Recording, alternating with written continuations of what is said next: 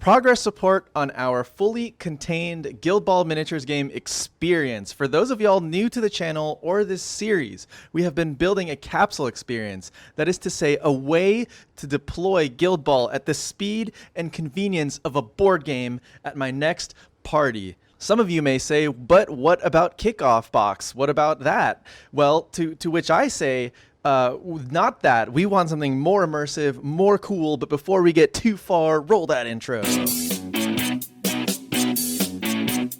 Welcome to Corner Case. You're in the hobby corner. I am your host, your one-man Guild Ball World Cup, and your best friend, Deck. As a recap for everyone, we've been building our Guild Ball capsule experience, and the first step that we took towards that is painting up teams, of which the first we started with was the Butchers, which we shared in our last update.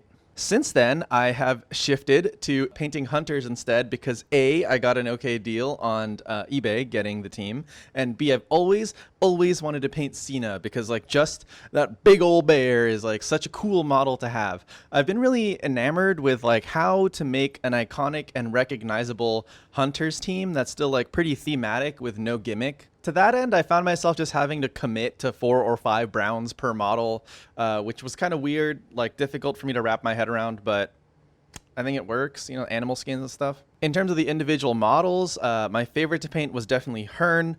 You know me, I like the big boys on J-Car and Zarola. You know, I don't normally like the crouched models, but in Guild Ball, a game with very little to no elevation, very 2D game, very uncluttered in terms of the play area, I mean, except for tokens and stuff. I think the crouched models look really cool, sneaky-like. So on their blades, I did this like purple. So I was thinking like maybe like reflecting the night sky. So, you know, I mean like there's nothing on my play surface to indicate that we are night or day, but I thought the night blade was like kind of cool. Then like because my hunters team was getting like really drab, I was thinking for Theron, maybe his bow is actually like a tusk or like an elephant rib or like something. So he still kind of looks the part of the captain. There's still something like grand or like, you know, luxurious about him within his context, you know? So the bone bow I thought was like pretty cool for that. So as you can see, I'm almost done with this hunters team.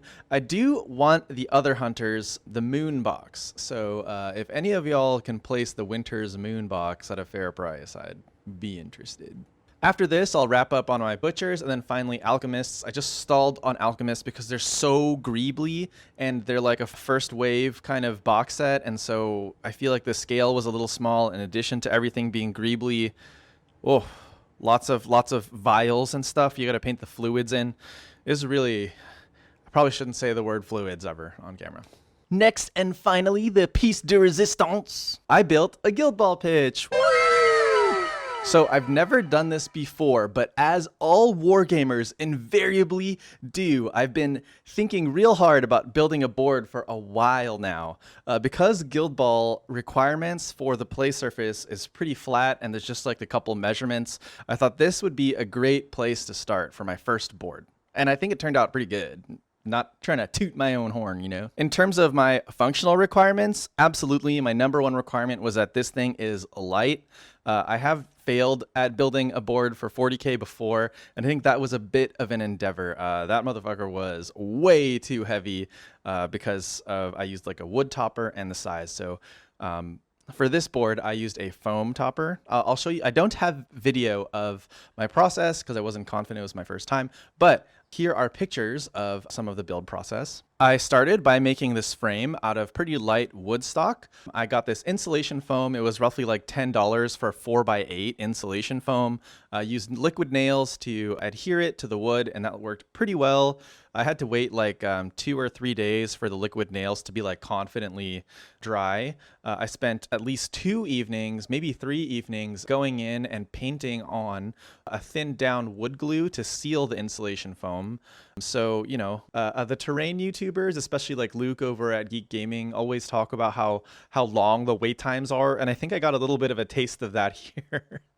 Just like taking a week to just have this thing prepped to be flocked and all that stuff. First big design decision I made in regards to the Guild Ball play surface in specific is I decided to put in that 2 foot by 2 foot play area in the center.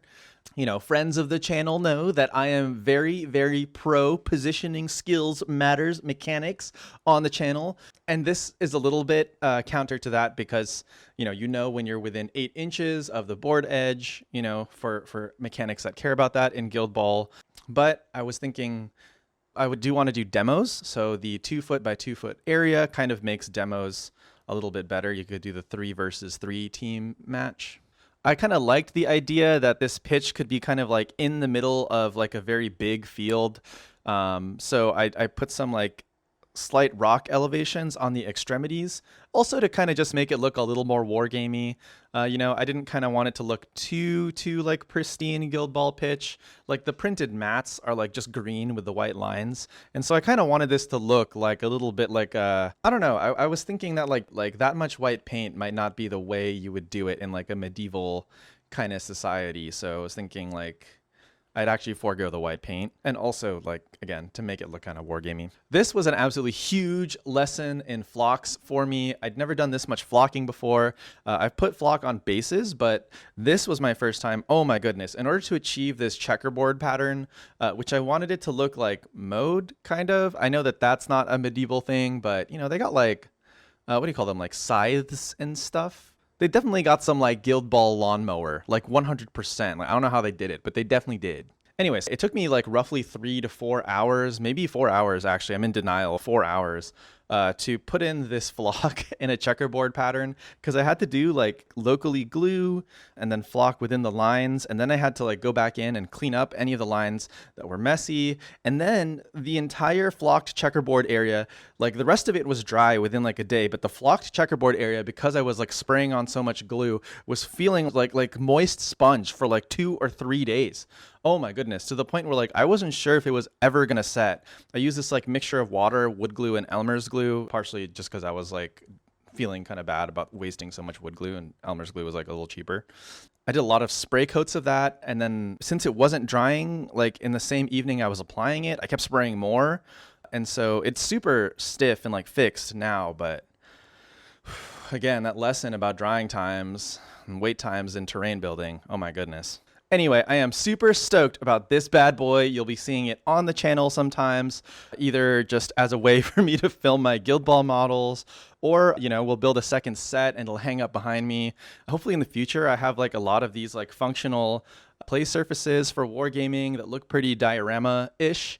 So look forward to that. I have an idea for a Malifaux and Infinity board, but those of y'all watching this video probably are just like the 5 guys who actually still miss Guild Ball. So I don't think I'll be making another Guild Ball board anytime soon, but if you guys really want me to, like, let me know, and I will. I will make like a beachy fisherman one, Anyway, thank you to all of our Patreon supporters. Thank you to all y'all subscribed. Thank you to anyone who likes and comments. Really appreciate any interaction and support of the channel. Happy World Cup, Guild Ball World Cup, baby. See ya. Venerate the Emperor by subscribing now! Only in death does subscribing end!